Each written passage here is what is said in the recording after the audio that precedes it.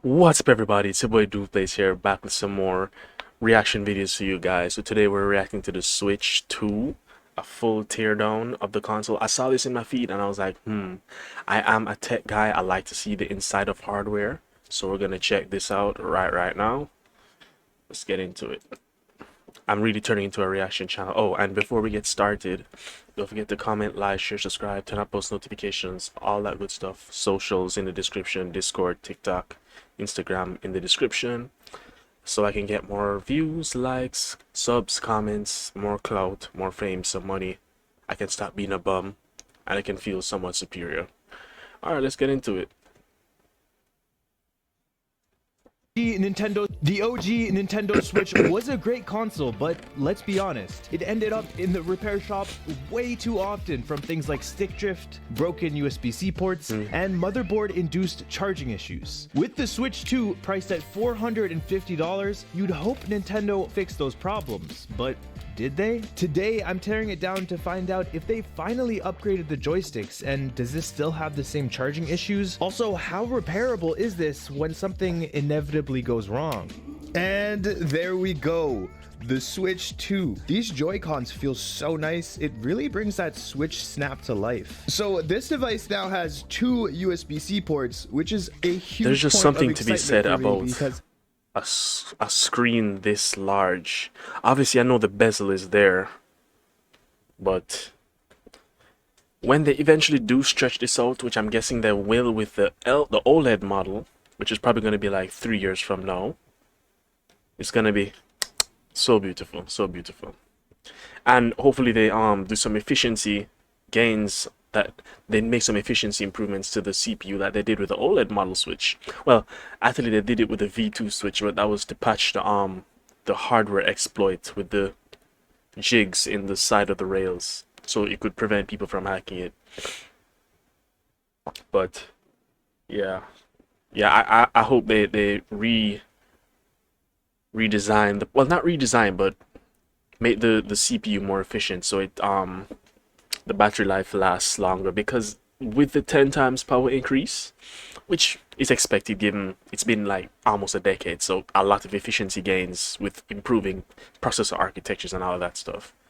But yeah, hopefully they bring it back up to that 4.5 to 9 hours. Although the battery in it is pretty small compared to the handheld PCs. They definitely could have made put a bigger battery in there, but Nintendo being Nintendo. I'm talking too much now, I'm gonna continue. these fail all the time. It also has this wide kickstand, which surprisingly doesn't feel as flimsy as I thought it would. This Quick should interjection hold up. again. The kickstand seems nice. I do prefer the OLED Switch kickstand. That kickstand was premium. I don't know why they went back to this. Hopefully they bring it back with the OLED Switch 2. I'm guessing maybe this new kickstand was easier and probably cheaper to, you know, design and manufacture. Maybe that's why, I would think. Yeah. Joy-Cons themselves now have metal as I thought it would. This, by the way, guys, if you see me like go back Joy-Cons themselves after starting to again, is because there's a latency in my headphones, so it takes a while for the audio to kick in and I might miss things, so that's why I go back like 5 seconds. now have metal SL and SR buttons, but it doesn't really feel like they do. This controller though feels way better in your hands compared to the little mini Nintendo Switch 1 Joy-Cons. Those sucked, but I could actually play with this. This is really nice. This connector over here though, I have some concerns. So apparently it has some give, and that's on purpose by Nintendo, just in case, you know, the Joy-Con moves around. But after a few years, I think this will be a huge point of failure. You know, I really don't like that. I don't like that. And that's the thing I love about like the iPhones. It's something that I always used to worry about with phone charging ports, though I've never had an issue with one. I love that the iPhone's port is just like an empty hole, so there's no middle motherboard piece to break. But they're on USB Type-C now, so yeah, that's an issue again. Well, not an issue, but something I think about.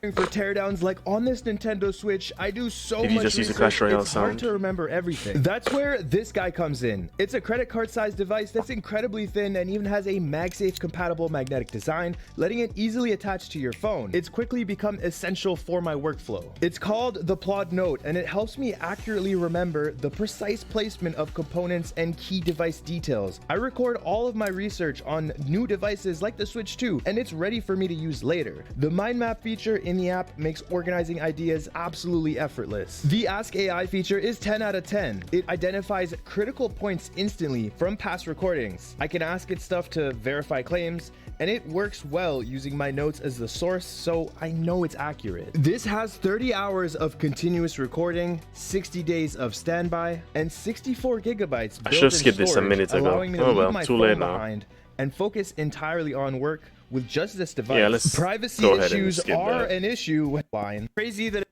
this are way better. The speakers on this I've heard. are way better than the Switch 1. You can already tell. And I almost forgot. There's actually a screen protector Oh. built in on this. You can barely see it. It's on there really well. Knowing me Nintendo though, I'm still suggested putting that my glass you screen don't- protectors on. Where's my Steam Deck? I keep showing it in every vid, but I have my screen protector on. It's been on for months now, and I actually have 3 spare ones in my nightstand table over there, but I don't think I'll ever need those. But they're there. They're there. I don't see myself taking this off anytime soon or ever, to be honest. There's like a slight bubble right here, but don't remove it, which is kind of weird. It's on there really well. Nintendo suggested that you don't remove it, which is kind of weird, but I like to do things that I'm not supposed to, so I'm gonna remove it. Grab the corner, and it's coming off. Damn, we'll just act like that didn't happen. And I have removed the screen protector. So this is just a plastic screen protector. And Yeah, I think it's so that if the glass breaks underneath, nothing comes off the screen, so nobody gets cut or anything like that. Because Nintendo actually used plastic in their first generation for their screen. So it scratched really easily, but it wouldn't shatter. This one can shatter. So the plastic, I guess it's there to keep everything you know in. that Kinda it's strange, but clear to if- me that that was adhered to the screen very, very well. So much so that I'd probably just layer the screen protector over it. But I mean, you should be fine. The only issue I'd have here is the fingerprints on it, which you can just get your microfiber cloth and wipe that off. But whatever. If that's how Nintendo wants to do it. So the plastic, I guess it's there to keep everything in. Kind of strange, but if that's how Nintendo wants to do it, that's how they're gonna do it. Before I tear this down, there is one thing I want to test out, and we're at the home screen. So obviously the first thing I have to try is the new mouse feature that they added. They have optical sensors on the actual Joy-Con, which allows you to use it like a mouse. But to do that, you need to add this attachment. This just has rubber pads, so you're not scratching everything. We'll slap this on. Just clicks right in. Oh, Feels very PC. damn. That's really smooth. I wouldn't want to hold it like this for more than like 5 I 10 minutes. imagine. It's just super uncomfortable on your palm. But it's a very cool feature, and I wonder how games will utilize it. Anyway, that's enough of that. The first thing we're actually going to tear down is the Joy-Con, because with the first gen, yeah, this one had a lot of issues. Stick drift, connectivity issues, all sorts of things, and it pissed a lot of people off. So we're hoping that Nintendo fixed it with this. So Nintendo actually reduced the battery size on this despite it being bigger, and right now I have Yeah, absolutely that's no I idea don't why understand the or rationale behind that at all. But then it's like the Switch 1's Joy-Cons lasted what, 20 hours? If you're sitting down playing a game for 20 hours in one go, you need to go outside and touch some grass. But yeah, I don't understand why they shrink it. how they did that. Apparently you get bigger, and right now I have absolutely no idea why or how they did that. Apparently you get the same battery life out of it, but it's kind of hard to believe. So we have 2 tri-point screws over there. We'll grab our screwdriver and the yo bit, and we'll go ahead and unscrew this guy and see what's inside. There's probably a ribbon this just cable. opens right up and we have no surprises. We might have some hidden screws. This is actually the night that it got released, so nobody really knows how to open these yet. So I'm just figuring it out. My editor actually had to wait in line at a GameStop at 1 a.m. to pick this up. There was a line at 1 a.m. for this device, so the hype is there. Okay, so Nintendo's hiding screws now. Underneath this comes straight off. It's just held down with adhesive. We have another tri-point screw and then a Phillips screw. I don't like how this is starting off. I don't know why Nintendo is hiding screws. It's not a huge deal, but it's just annoying. General rule of thumb when you're working on a device, if it's not opening, there's probably a screw you missed. And be careful for ribbon cables. Or something. Just look around, be careful, don't force anything. There Slowly. we go. Still getting some resistance. Oh, okay, there's no ribbon cables on this end at least, because the first Switch had it. It's just this is the battery. I'm guessing this is the rumble motor or the magnet. I don't know. No, I don't know. He'll get into it. This looks getting some resistance. Open it up. This looks very different and very strange. Right away, we can see the battery, and this is what I assume is the vibration motor. The magnet's in the orange tucked part. away under. We'll go ahead and disconnect the battery, disconnect the vibration motor. That's a pretty large vibration motor, and the haptic feedback on this device felt really good while setting it up, and this is why. Let's see how easy it is to remove the battery. So it looks like we have 2 Phillips screws down here. Unscrew.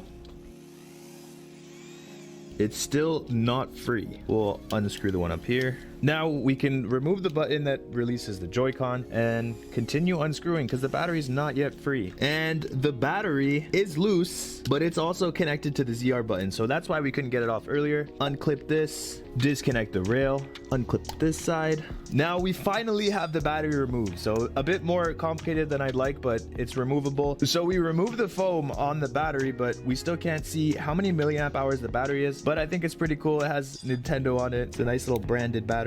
We can try with a knife though, bro. On it. So these are usually glued down. You can see Nintendo hasn't changed the way they place the battery on. That's not a knife. And there it is. It says that it's 500 milliamp hours, which is smaller than the previous one. Like I said earlier, the previous one was 525 that's not milliamp that hours. massive. So I mean, somehow they got away much with smaller, but obviously that's not what you said. You said it's smaller, which it is. So I thought it would be a big disparity. That's what I thought. Putting in a smaller battery. This is really good though, and I love Nintendo for doing this. So their joysticks are always modular, so you can easily replace them instead of soldering on a new one. But hopefully they made some upgrades to this one and it won't drift as much. It doesn't want to come out. We're gonna have to remove the entire board first. We got more of these black screws. We're gonna go through those. It looks like you do have to remove pretty much everything to get to the joysticks though, which sucks because this is modular and you'd hope you could just pull them out, but no, you gotta take apart the entire controller. Still, it's great that you can replace these without soldering.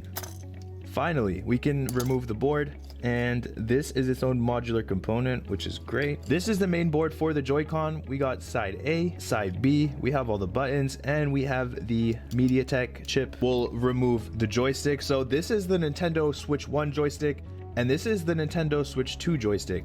You can see they have this little frame above it, I guess to prevent dirt and debris from entering the joystick and kind of messing it up. It does look different, so they probably I do appreciate that because these machines are dust magnets. But then again, everything in this life is... made some improvements. The good thing about this though is that it is modular, so if and when it does break, you can replace it, which is a plus. I almost forgot, we do have a newcomer this year. We have the C button, which is for chat. Guys, be nice to each other, okay? Before I put the rail back on, we have 4 screws here, and I'm gonna remove them because I wanna see if we can replace individual components on here, because this might be a failure point for this new Switch. And what would happen if your optical sensor stopped working? Could you go in and replace it individually without having to buy this whole assembly? Where did that screw go? Damn! This just attacked me, so if you're ever opening this rail, be very careful because there is a spring attached to this, and it will attack you if you're not careful. So inside the rail, this just comes right off. It's all in one piece. You can easily remove it and replace it as long as you're aware of the spring. So the buttons are all attached to the same board, and so is the optical sensor. So you can't really replace those individually. You have to replace this whole thing unless you know how to solder, of course. And there are the metal buttons. This didn't really feel like metal on the outside, but we turned it around. You can definitely see that it is metal. It looks to be steel. Putting the controller back together is a little more difficult than I bargained for, especially the eject button. It's very hard to put it in place with the spring. I did get it all back together though, and everything seems to be working, but it's time to tear this guy down. So in the last generation, the Switch's rear panel just comes right off if you unscrew all the screws holding it in. So that's what we're gonna do. And we have one Phillips screw at the top here. Because they put hidden screws in the controller, I'm sure there's hidden screws on this guy because I only unscrewed 3. So we have 2 more screws here, both tri-wing screws. I think now that we have the screws removed, we should be able to pry up on the back and get this back plate off. Nope, the back plate doesn't seem to want to budge, which means I can't wait to see how large the battery is in comparison to the main unit. I mean the inside of it, of course. We're gonna go ahead and heat this up because this looks like a sticker. Try and peel it off and see if there's any hidden screws under. This kind of feels like a tamper sticker. Oh, yep. We have a whole load of screws. Very annoying that Nintendo hid these. And we're just going to quickly do the same thing for the other side. With those screws removed, we should be able to just pop this right off. And there we go. We have the backplate removed. So if you ever wanted to replace any of these buttons, look at those kickstand hinges. And what is this tape? It looks like some form of metal shielding or something. Well, no, that's a lie. The metal shield is right there. I don't know what that is. How you do it. You can get a whole new backplate, or you can just get the kickstand, unscrew this, and attach a new kickstand here. We'll just put this aside. And there we go. That is the inside of the Nintendo Switch. We still can't see the board just yet, but we do have a bunch of antenna cables. We have the fan, and we have the micro SD slot. We'll unscrew and get this metal plate off. Now we can remove this component. It just looks like a piece of plastic, but it's not. There's actually pins on here. It's probably an antenna of some sort. This is for sure an antenna because it's attached to an antenna cable. This device now supports Wi-Fi 6. There's just a lot of antenna cables though. Everything's removed, so we should be able to just lift this up. Wow, it looks remarkably similar to the Switch 1. The battery actually looks a little smaller than what the Switch, but maybe that's just from my memory. Still relatively large compared to the motherboard though. 19 watt hours is a crying shame. It really is. Like, it should have been 40. It should have been at least 40. Like the handheld PCs, like the Steam Deck, should have been at least 40. That would have doubled the battery life. So it wouldn't be 2.5 to 6.5 hours. Or 2 to 6.5. Hold on, let me check the website. At this point, if I were to buy another handheld, and the only reason I'd be buying another one is for like Windows, which I know I could put on the deck, but I'd like the performance increase of the Ally X. I'd probably get that so I could play GTA Online on it, since Rockstar added Battle Eye and blocked Linux. So I can't do that anymore. Where is it? This is gonna be a long video. 2 to 6.5, yeah. It is the Nintendo. Be able to just lift this up, and there it is, the Nintendo Switch 2. Why does the battery look I just said than that. the last one? I just said that. Exactly, yes. And I was about to look for a picture too when I was Googling just a second ago. I'm so glad he did this. Look at that. Look at how much space. This feels like damn near almost half.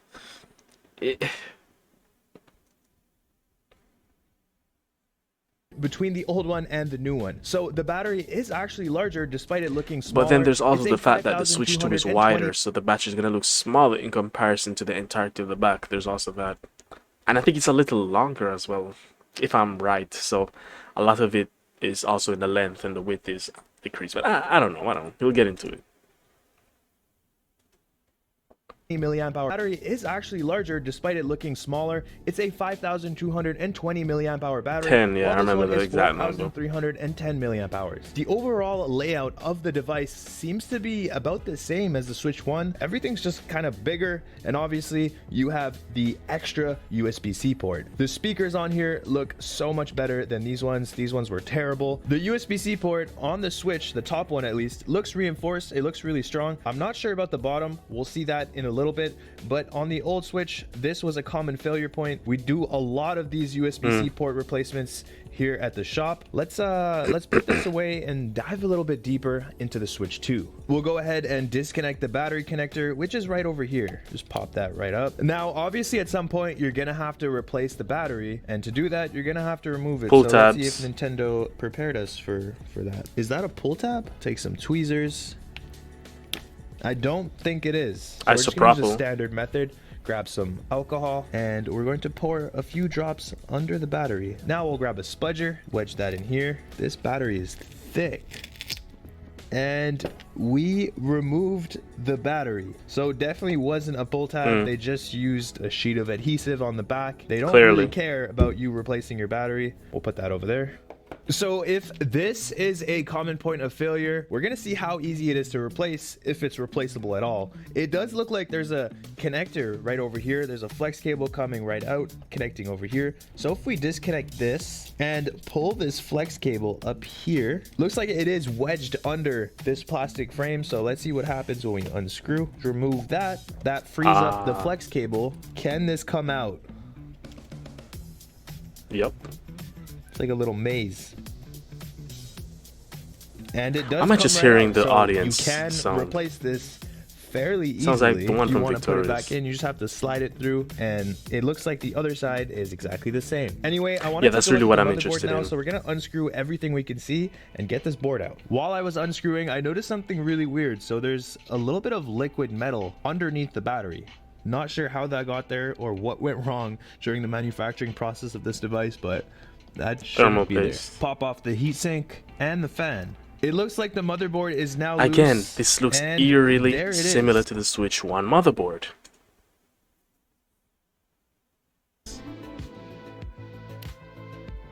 The USB-C port on the bottom does also look reinforced. There's literally a metal plate here to make sure that it stays in place, which is really cool of Nintendo. This was really annoying, so I'm glad they fixed that. There's a lot of metal plates here that we can just pop off, so let's go ahead and do that. We now have a good look at the custom NVIDIA Tegra processor, and we have our RAM. Let's move on to the other side of the board where we can see the NAND right over here. This is the 256 gigabytes. The overall layout of the board is significantly different from the past generation. So any issues we might have had with that generation may or may not transfer over to this generation. It's hard to tell because of how different this board is. We're probably just gonna have to figure out the hard way over time and see what issues kind of pop up. Last but not least, we're gonna see how difficult I like when the screens are difficult to remove because it shows me that it's well built and well adhered. I should have said that in the reverse order: well adhered and well built. But yeah, we're gonna use a plastic prying also card I want to see how slice through that thick adhesive. the layer of adhesive is, how wide it is, the surface area that the screen is mounted on. Pretty good progress, but it is taking a bit more time than I'm used to. And the display is removed. It's relatively thin, as I suspect too. I wonder how difficult that was. It's scary, but If the it only broke. reason you'd be removing your display is if it was already broken, so you probably don't have anything to worry about. Overall, in terms of repairability for the Switch 2, it's about the same as the last one, minus the hidden screws. Not sure why Nintendo had to add that. We know why. Unnecessary and completely unwelcome. The charging ports being reinforced on the board is great, but it would be better if they were completely modular so you can easily replace them without soldering. The battery needs pull tabs. Nintendo, please, for the next gen, add some pull tabs for this. But I'm excited. That could be the next 10 together years, and the start next using gen. it. I hope you guys enjoyed this video. Don't forget to leave a like, subscribe, and hit that bell button. And I will see you guys soon. Alright guys, so that was it. That was a teardown of the Switch 2. Nothing too surprising or out of place. In fact, it's eerily similar to the Switch 1. We saw the pictures of them when you had them, you know, talking bottom. So yeah, I hope you guys enjoyed that. Don't forget to comment, like, share, subscribe. I said all of that stuff already at the beginning, and I will see y'all in the next video. Goodbye.